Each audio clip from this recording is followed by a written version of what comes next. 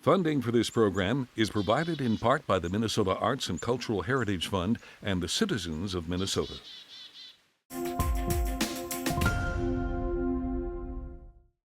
Coming up next, Off 90. Explore the cosmos with us as we visit a local observatory. Come along for a boat cruise on Albert Lea Lake. And finally, join us as we visit New Ulm's local brewery and learn some interesting facts about its history. It's all just ahead, Off 90.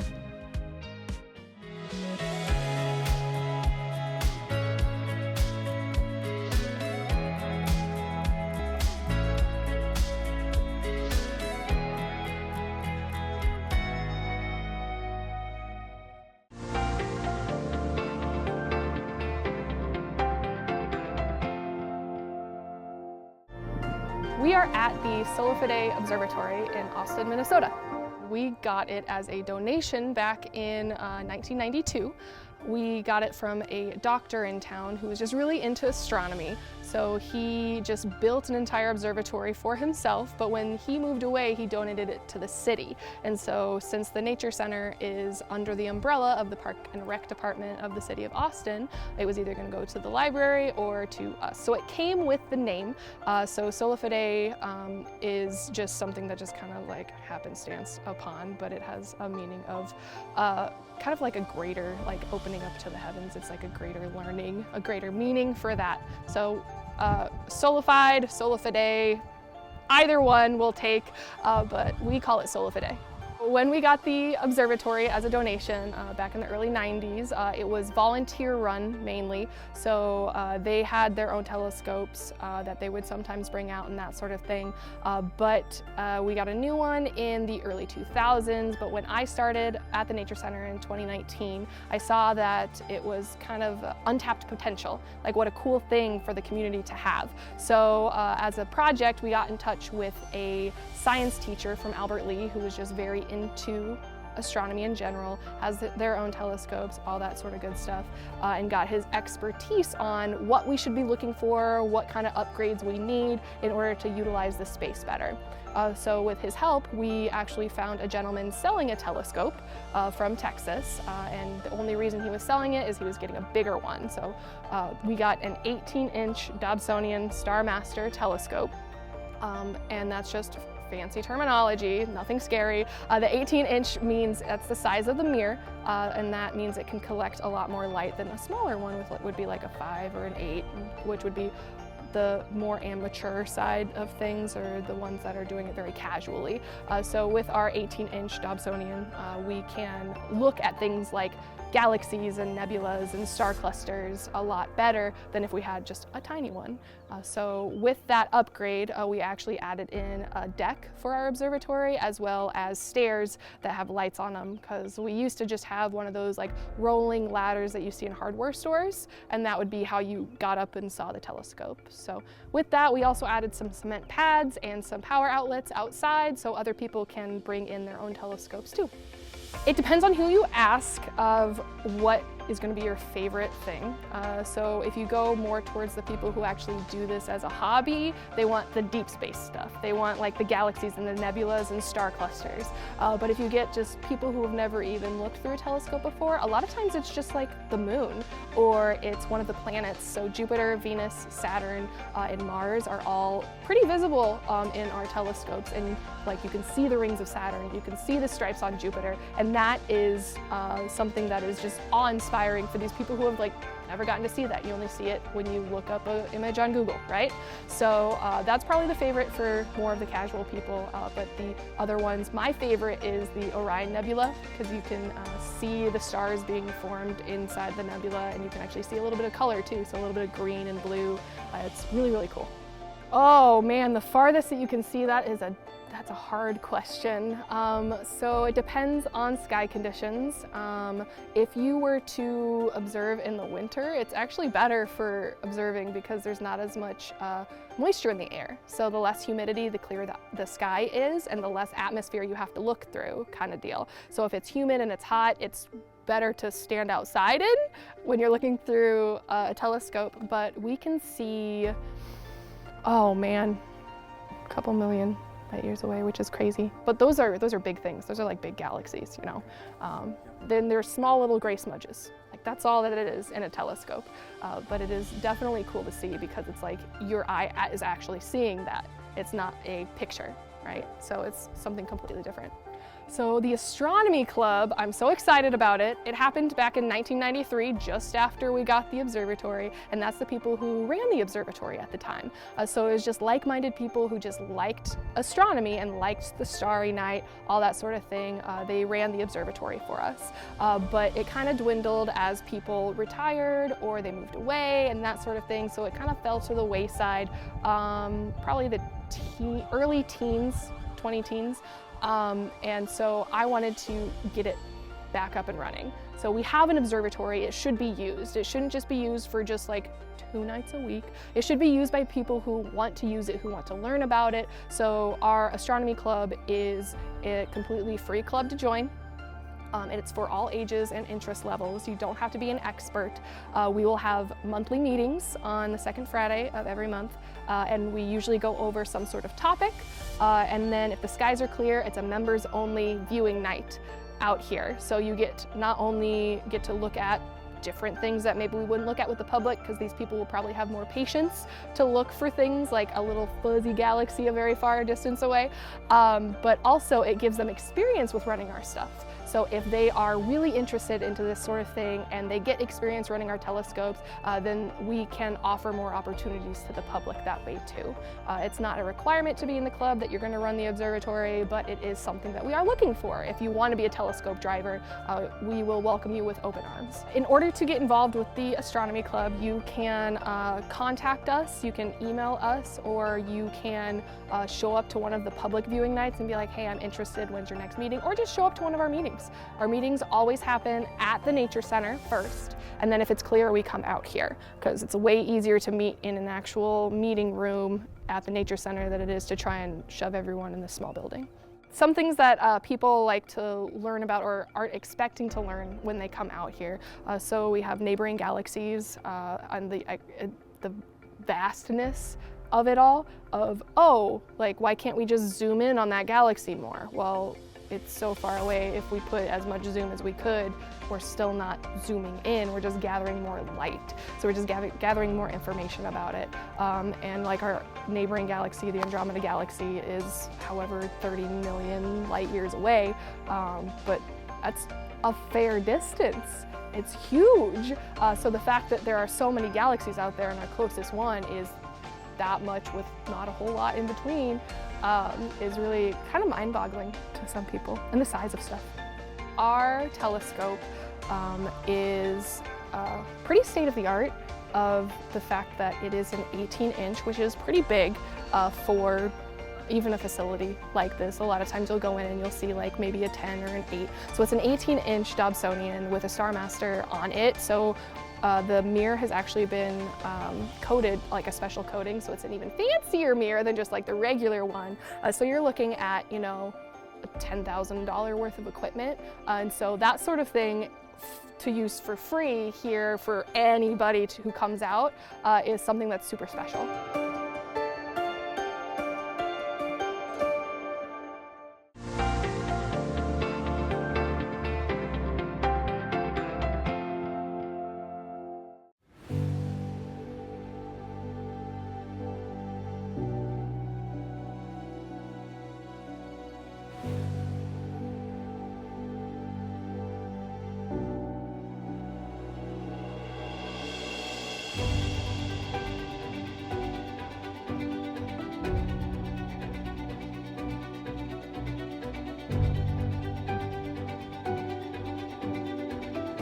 We cruise every Friday night at 6 o'clock, Sunday afternoons at 1:30 for our public cruises. They're an hour and a half long. You're welcome to bring aboard anything you'd like to eat or drink, and let somebody else do the driving. The cruises are Memorial Day through Labor Day. We do specialty cruises, and we do have private cruises.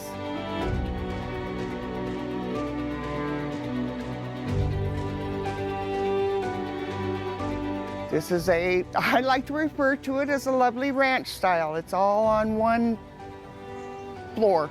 They don't call it a paddle boat, we just call it a boat.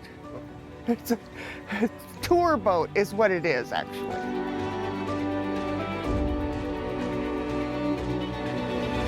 Cruising speed is usually 4 to 6 miles an hour.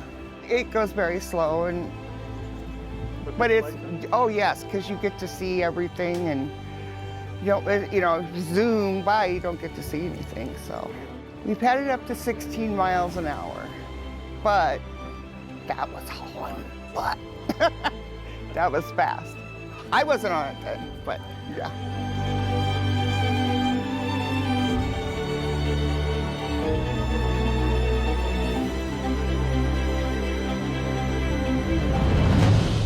It was replaced. It started in 1997. They replaced it in 2001, I believe. We used to have a double-decker, the Pelican Breeze I. And then we decided we needed a bigger boat. So we purchased this one. It's 55 feet long. It holds 55 people. It was just a group of people that got together and thought they'd like to do something for Albert Lea and Albert Lea Lake to get it on the map. It's such a beautiful place. So we got together, captains and their wives, and we're first mates, and that's how we started. By the name, it was just picked. They had a contest of what the name should be, and a lady came up with the Pelican Breeze. We have a lot of pelicans on the lake. They start in April, May, and then they leave about August, September, head back south again.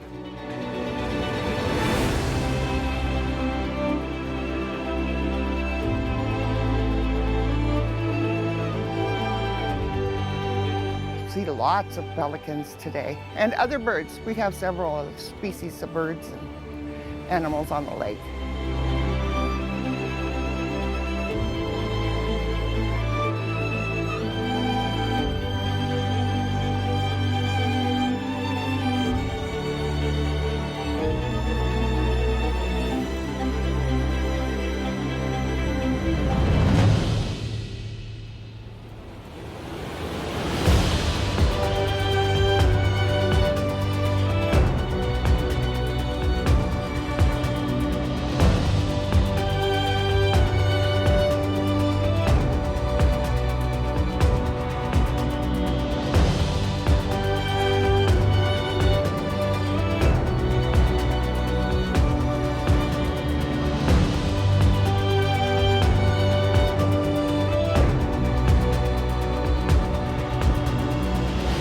Not a lot of people on this lake. It's shallow, but we have had speedboats out here, we've had motorboats out here, we've had jet skis, and most people have pontoons.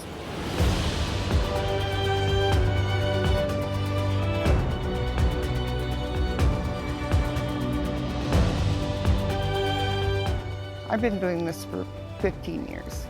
One time we were going out, Captain and I went out, we had a boat full, it was a lovely day. We went out, turned around, went underneath the bridge, turned around, came back, and the tornado sirens went off, lightning started to strike, thunder happened, and it rained so much. That's probably one of my most memorable. I had people underneath the table crying, get the life preservers. I'm like, okay.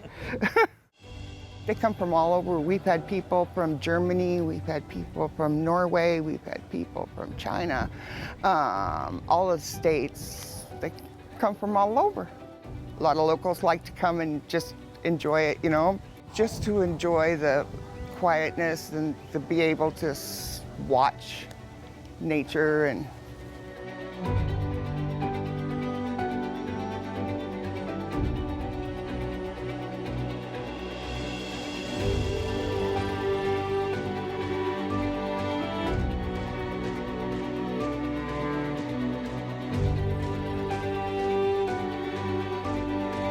we have 10 employees and volunteers that help on the boat. Right now we have like 3 active captains and 3 active first mates.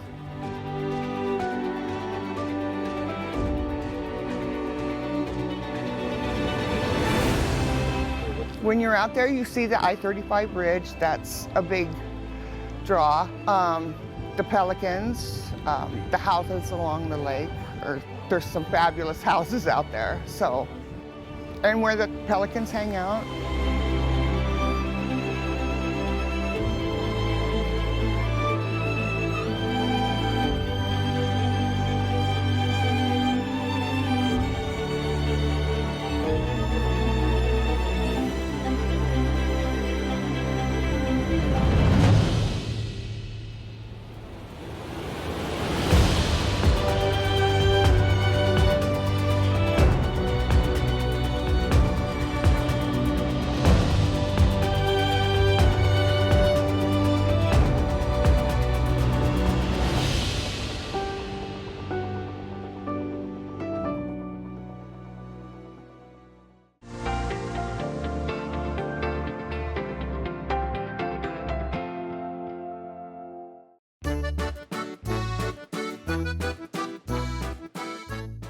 I'm Ted Marti.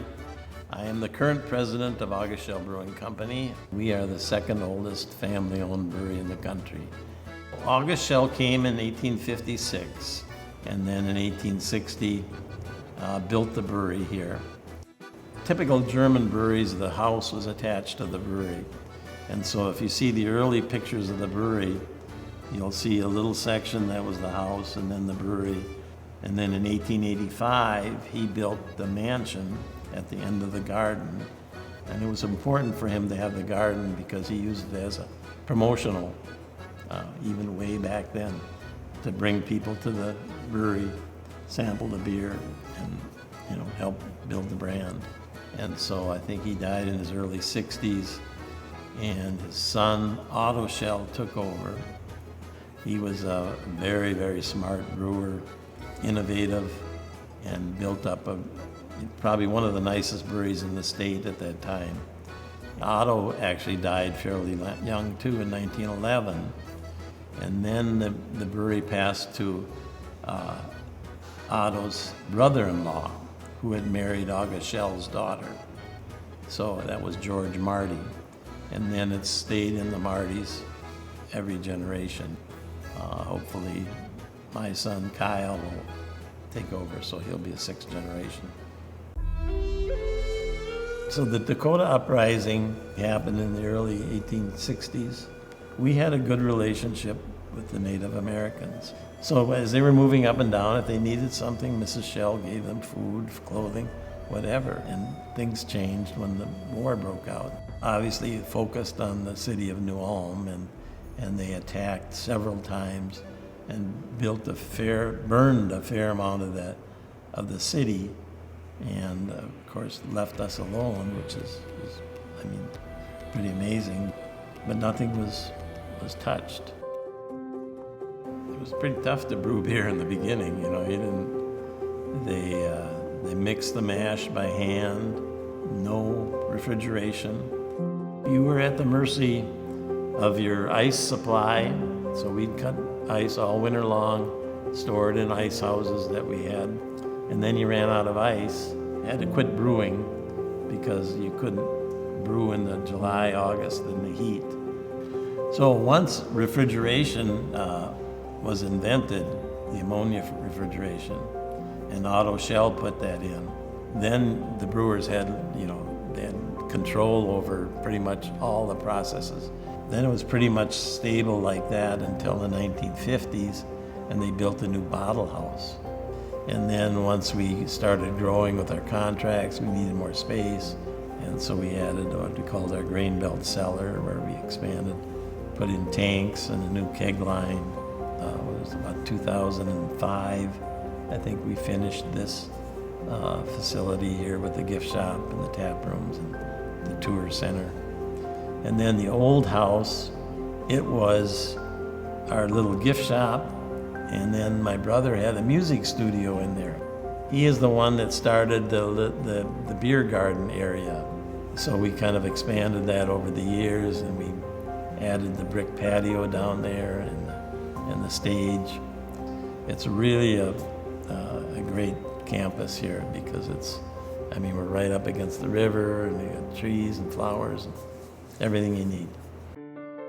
But in 1912, we came out with Schell's Deer Brand beer, and so this was George Marti introduced it.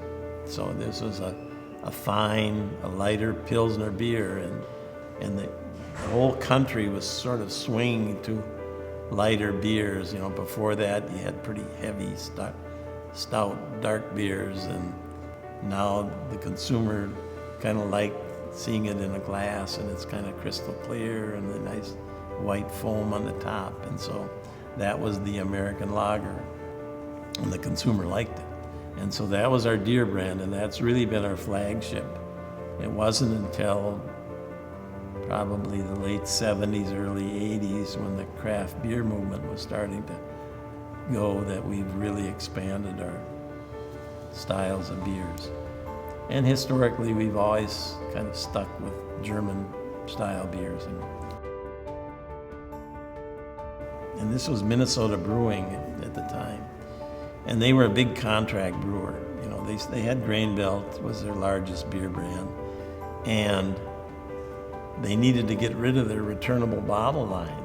And then they came down to us and said, "We'll ship the beer down if you can put it in the bottles for us." And so we did that for, I think it was less than a year. They made some bad investments in some contracts, and they went broke, basically. Basically, they auctioned off the label, the brand.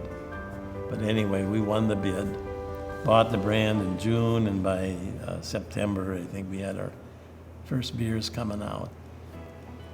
We've been able to survive through all of this stuff, I think, primarily because of the family.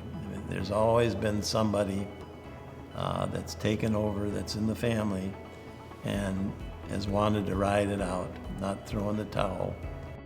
I would never sell. You know, this whole long line of family members running the brewery, and I'll be damned if I drop the ball, you know. So, second thing is, we've always been loyal to the town of New Ulm. I don't want to compete with the bars downtown.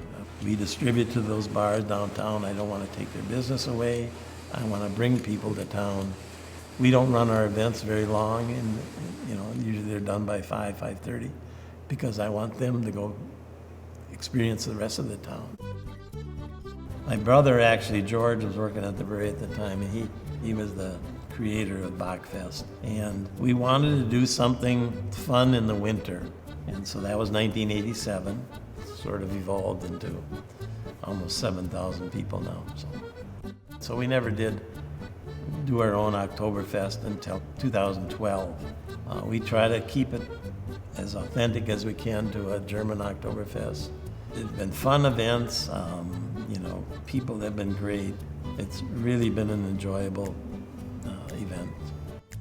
I think the future of the brewery is really good. Business is always a challenge, but pendulum has kind of swung back a little bit to more easy drinking beers, lagers, and things like that. So it's just, you know, you live with it and work through it. You innovate, but it's, you know, part of our life.